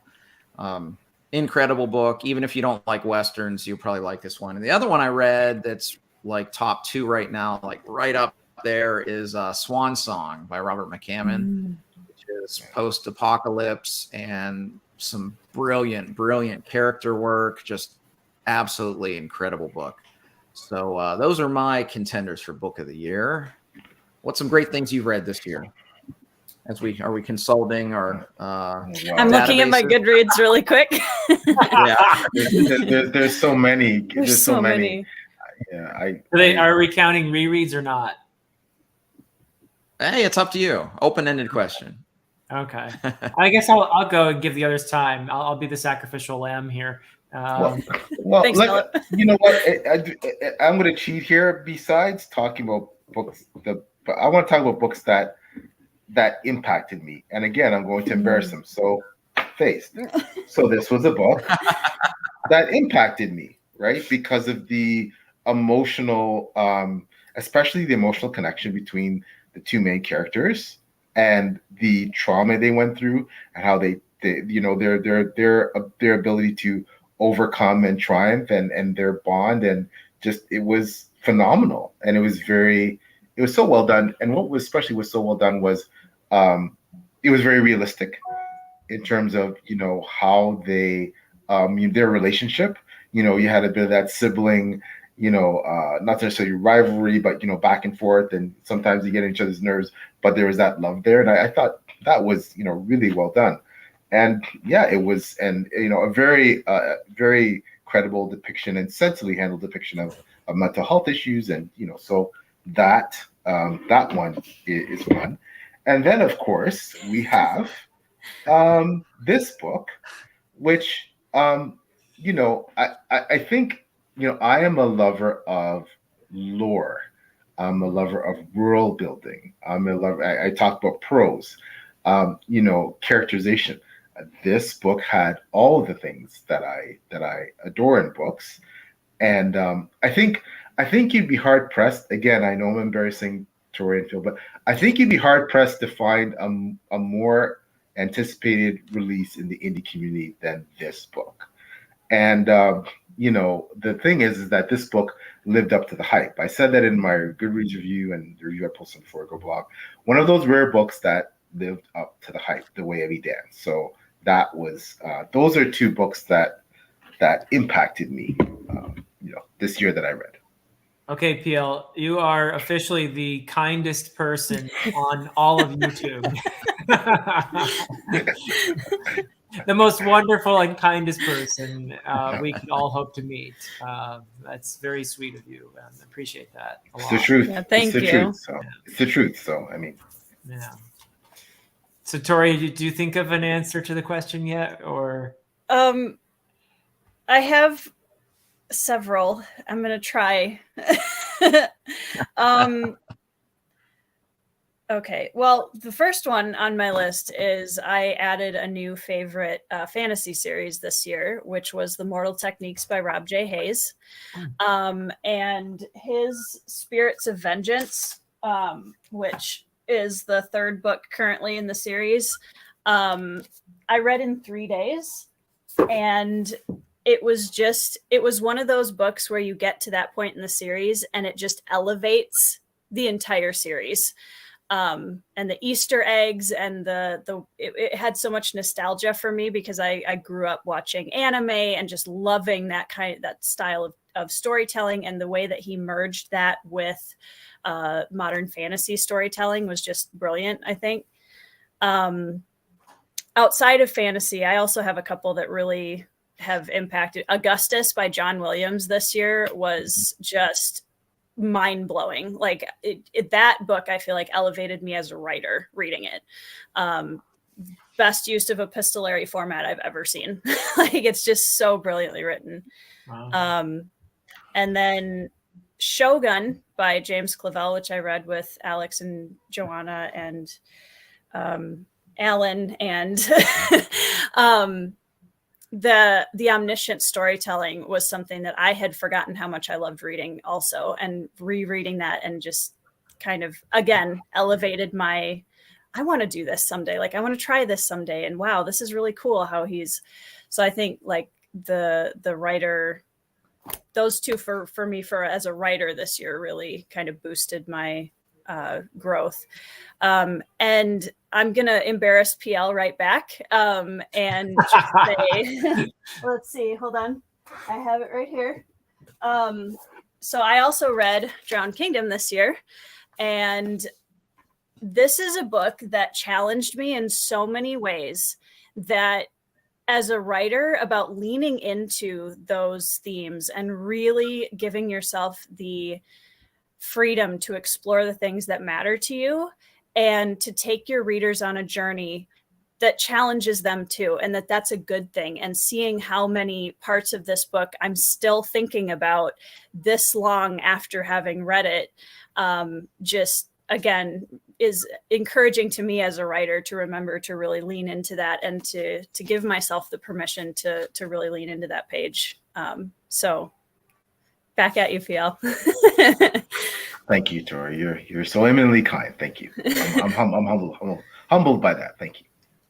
And I've got a Drowned Kingdom in my queue right now, so I'm really looking forward to reading it. It's I hear it's a heavy hitter in terms of the themes and some really brave taking on of some really important themes that I'm very interested to see how you handle it, PL. So I'm really excited to read A Drowned Kingdom. So looking forward to that. I'm also looking forward to your release, Tori, your first adult epic fantasy. That's going to be awesome. Do we have a date? You said no, you don't have a firm date. My soft launch date is like mid-November, mid to late November. Okay. That's the goal.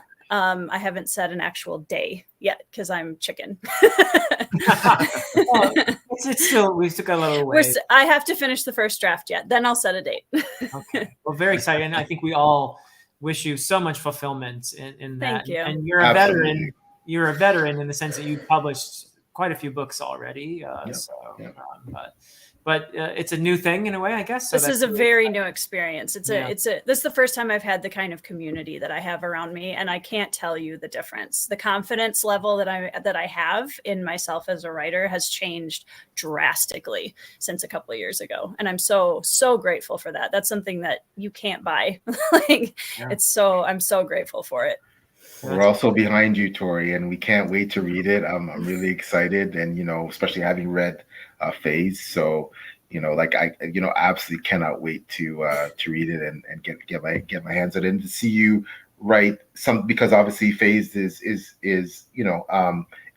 that subgenre that you're going to be writing now. So I can't wait to see what you're going to do with that, right? And then of course, I mentioned Wavy Dan, but that's just the beginning, because Philip's entire trilogy is written and is going to be ready to go, and they're all coming out this year. So that's amazing. Obviously, the profit of Dan is going to be snapped up the same way that the Wavy Dan was in the final book. So we're all looking forward to that as well. And as usual, PL, you're being so kind and gracious, but who's just had a release? Who just had a release? Yeah. Book 3. In A Drowned Kingdom saga is just coming out. Can we have a little bit of a pitch for that? Oh, sorry. Yeah, I guess. Okay. Thank you, Philip, for basically I'll do some shameless self-promotion, I guess. So yeah, Lord and King came out on Friday on Amazon and the wider Ingram Network. Thank you. So congratulations. It is, the best way I can describe this quickly is that Tim Hardy, the wonderful Tim Hardy, SBFB 07 finalist, who's a good friend of mine and a fantastic author I was very blessed to have him as one of the back cover blurb that he put his endorsement on Lord King. He said that something to the effect of, I'm paraphrasing, being in power is different from acquiring power. So in this book, my main character learns the difference and the cost of that, and he is thrust in some basically impossible situations to resolve as a result of the power that he's acquired, and realizing just how challenging that is. And I equate it to, I've talked about this, I believe, especially on Philip's channel with, say, for example, you're the CEO of a company, what does it mean to be an effective CEO? Is it bringing profit to shareholders? Is it being environmentally responsible? What happens when all these different competing and conflicting priorities clash? And how do you resolve that? So, and with my main character, who's a pretty volatile person, I think it's interesting to see his approach. So, that's my pitch for Lord and King, cool. Book 3. Yeah. Thank you. Oh, you won't regret it. It's an awesome book. You will not regret it. Awesome book. It'll touch you. Get the Kleenex ready. So, Josh, I do have an answer for the question that we were addressing, which is favorite book so far this year. yeah. I think it was. Yeah. So I'm going to go, and you're going to probably not mind this answer. I'm going to go with Fool's Fate as my favorite of the year so far. And it's interesting because I didn't think I was going to like it when I was about a third of the way into it. I thought, I'm used to Robin Hobb taking her time, getting the story going, and that slow burn thing, and having tea with the characters and all of that. And I was, can we please get on with it, And by the time I got to the end, I was a blubbering mess. So same. the way that she creates investment in those characters and in their relationships is unparalleled. And I had faith. I wasn't about to DNF it or anything like that, but I do regret my impatience somewhat as I was, trying to get into the story, because it took maybe 300 pages to feel like, when are we going to get going here? And when it did, it just didn't. It did not let go of me at all, and it's incredible how she does that. Yeah, that's out of the 16 in the series. That's my number 2 in the whole series. I love that book. It's just such emotional weight, and just talk about sticking a landing of a trilogy. I mean, just down to the very last line. If someone says it to me, I'll get chills. It's just so perfect. So glad to hear that was your favorite. Evie, yeah, that's my favorite of the entire Realm of the Elderlings, is Assassin's Fate, the final book. Wow. I really do have to get to Hobb eventually. I've only really read the one book. If you're a prose fan, you will love Hobb. Her prose is just, I mean, it's second to none. I had such a book hangover. I remember about an hour ago we were talking about book hangover at one point, and finishing Realm of the Elderlings gave me a good one, because everything after it just failed to even come close, and it took several months before I got out of that funk, because it was just so emotionally satisfying. Her voice and her pen is just remarkable. Just like I know Philip's famous for on his channel talking about how Malazan was the only thing that ever unseated Tolkien. Well, for me, Hobb is the only thing in my life that I've said I like better than Lord of the Rings, it's Realm of the Elderlings. So, it's funny. It's funny how we have these. Like for me, again, I said Janie Wirtz. Like, she's now my favorite author, and her books have unseated books that I never envisioned. Like, you talk about Lord of the Rings being one of them. If I look at my top 10 books, I never would have thought that Janie would have unseated books like that. But it's funny. But the more you read, and again, you don't know what you're going to read in the future, and what place that will hold in your top 10 or top 20, whatever, 100 books of all time. But yeah, it's just great that the more you read, the more you're exposed to, the more potential is for you to find new favorites, and even all-time favorites. Because you all think that can never replace that, and then you discover, like, I haven't finished. I've only started another great Canadian writer, R. Scott Bakker. I've only started The Prince of Nothing trilogy. I've only read the first book. It was like, wow. Wow. Yeah. So I have a feeling that if I continue this series, that might sneak into sort of my top 10. But I have to revisit. I have only read Assassin's Apprentice. I read it a long time ago, and I don't think I gave it the credit it deserved. I thought it was really good, but I didn't. Just my impression is faded now, and I should have continued. But I'm sure I will get back to that at some point. So. We're all there. We all have the gaps in our reading, because there's just so many great books out there, and it's absolutely amazing. There was a really good question up in the chat earlier. Let me bring this one back up. Just regarding influences outside of literature.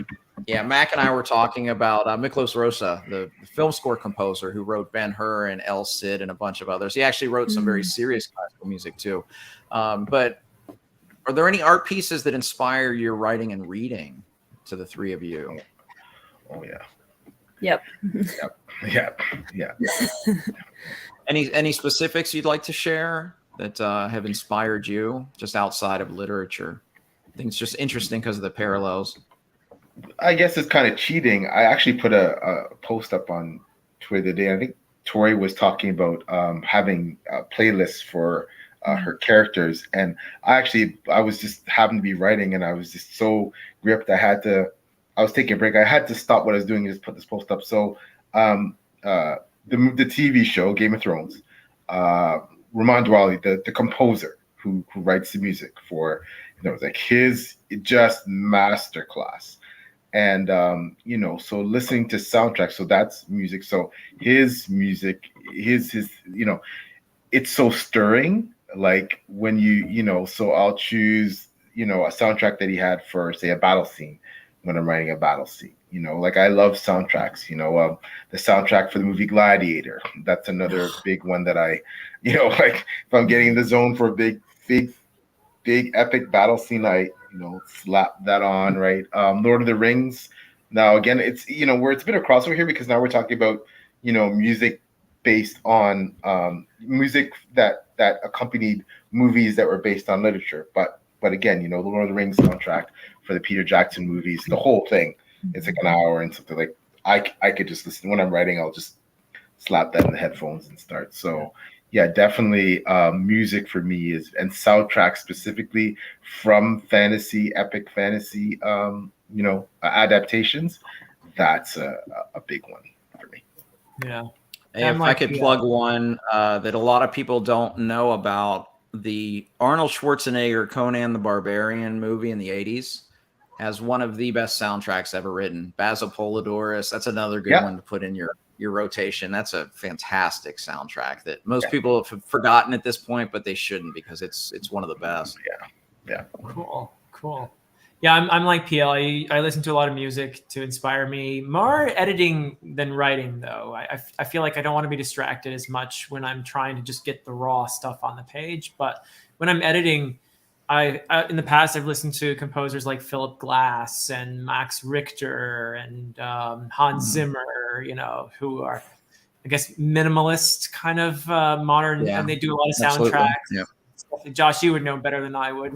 what? Yeah, no, that's exactly the term. They're minimalists. Yeah. Okay. Yeah. So I tend to like that sort of thing. I also love really old stuff. So I love medieval and Renaissance music. There's a YouTuber who's been so generous to share music with me and has read my book, and it's named Ravenskjold, and he does medieval and fantasy kind of related music and stuff, and he's got a great channel that I've been using lately to just as a background while I'm editing and stuff. So that's definitely a thing. I think sometimes it does help us to visualize. I'm definitely a visual writer, so having some really cool music that's in the right mood can help us to visualize that scene.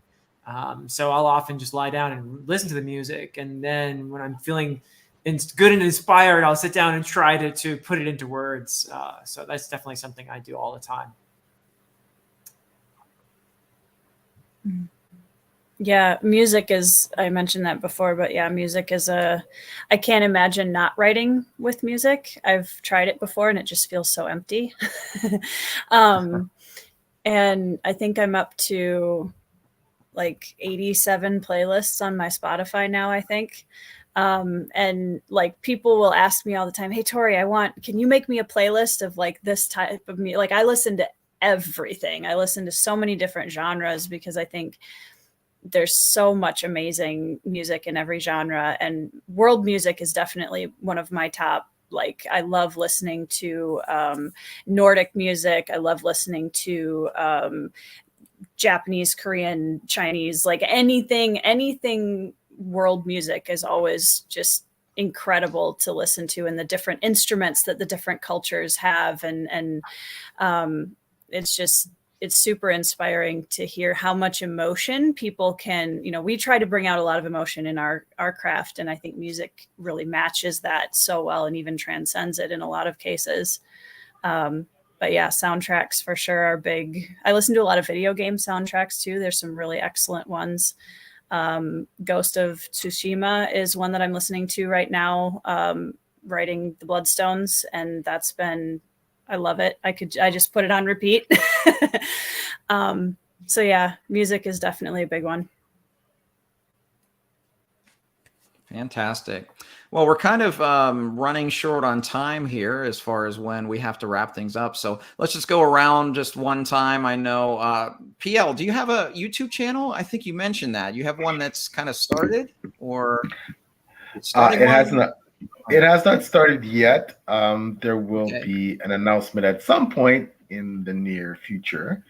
But Okay. yes, I mean, technically the channel exists because I use it more as commentary to comment on other people like Philip and Tori in your channel to, watch your videos and go, hey, that was an amazing video, Josh. But yeah, I will be starting a YouTube channel. I'll have an announcement about that at some point in the near future.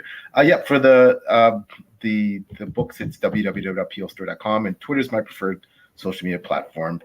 At Peel Start Writes. I'm a Twitter write, or for what's left of it. I am on Facebook and Instagram, but really Twitter is where I lurk. So, yeah, no, I just want to say thank you so much, Josh, for having me on with these wonderful people in Philip and Tori, and I'm excited, Josh. You make great content. Love to watch your videos, especially your top lists and your TBR lists. So. But yeah, I'm just honored to be here. It's been a great discussion. Had a wonderful time, and just thank you for having me. It's been our pleasure. So we'll look forward to your channel, but definitely check out PL and the places that he mentioned. Tori, her channel just hit 2,500 subscribers, so we can celebrate that. But also, I know you just did a top 10. It's in my watch later queue. I haven't seen it yet, but what do you have coming up soon on your channel, Tori, that people can look out for? Well, I am planning on leaning into some more vlogs this summer. I will be vlogging my way through the next two books of the First Law trilogy. I'm working on book 2 right now.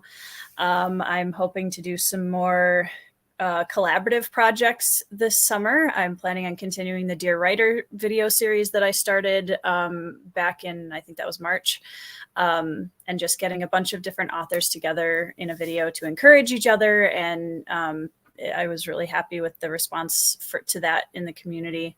It's amazing. So yeah, thank you. Everybody was so generous with being a part of it and sending in the clips. And you guys were both in it, so I really appreciated you guys being willing to share your time and be a part of that.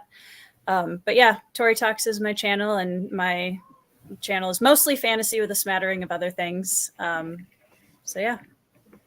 And yeah, thank you, Josh. I really appreciated the invite. I've been really looking forward to this chat. And Philip and Yael, it's always an absolute pleasure to talk to both of you.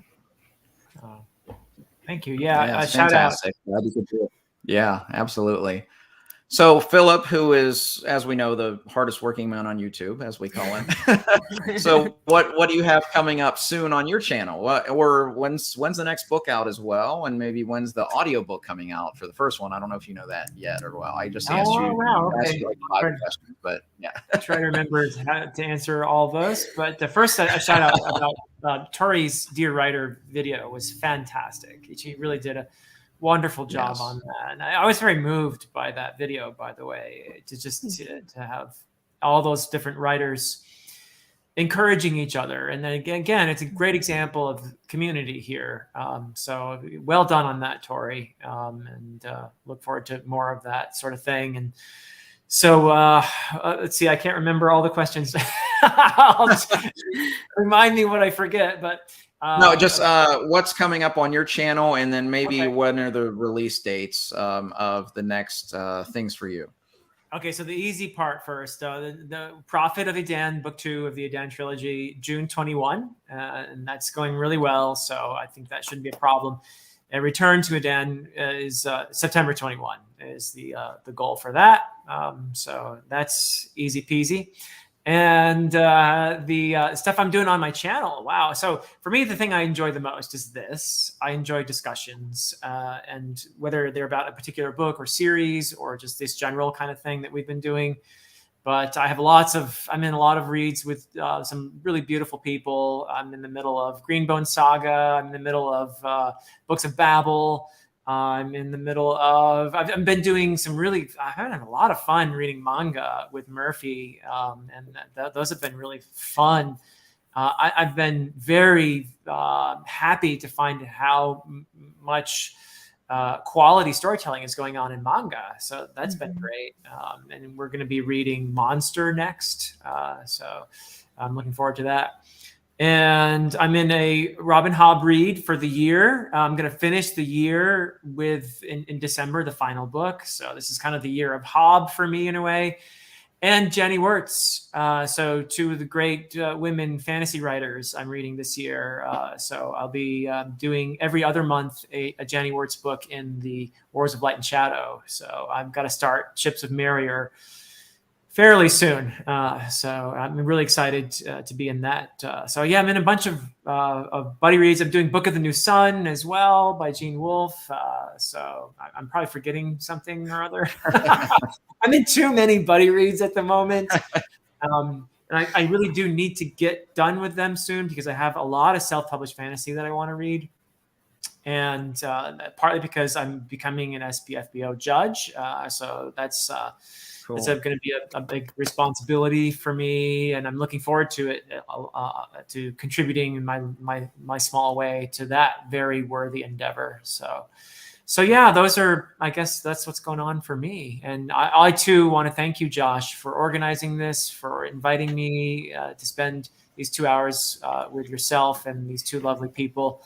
And everyone in the chat as well. Thank you for coming along. And yes, Evie, we do need to get together to talk about Dune Part 2. Absolutely. I'm looking forward to that very much. That's another thing to be excited about. So yeah, so thank you all. I've really enjoyed this tremendously. These 2 hours just flew by. Absolutely. I'm sorry. Go ahead, PL. No, sorry. I apologize. I was remiss. I did not shout out my page chewing partners, Steve and Taylor. Steve talks books and made between the pages because they are warm, wonderful, phenomenal people. They give me space on their channels to make this great collaboration that we're doing, interviewing creatives in the community. And shameless plug here, please check out Page Chewing. We've had some wonderful people on the show, and Friday conversations, Page Chewing, such as Tori and Philip. Josh, we're open. That's another thing I want to say. Open invitation, Josh, to have you on as well. I was on actually the very first live stream I ever did was on Steve's channel. Wow, oh, cool.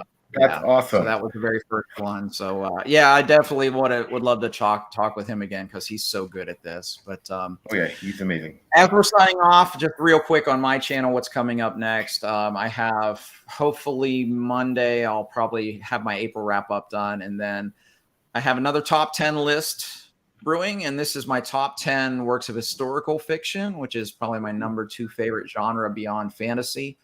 So it's been hard to narrow. That's why I haven't done that video yet. But I'm also will be shooting a vlog while I read Memories of Ice. So when that one's done, I'll do that one. And this is going to be the first one that's going to be a spoiler vlog, so that I'm just going to come up with theories of what I think's going on as I read it. So I'm looking forward to that. The people that have watched the first two have really enjoyed that format. So I'm going to do that again. But that's coming up soon. But once again, I just want to thank my guests, Tori, PL, and Philip, for joining us today. I want to thank all of you who hung out in the chat and contributed to this discussion. These are always a lot of fun. Look forward to episode 4 at some point of Brunch and Book Talk, and I hope everybody has a fantastic rest of your day.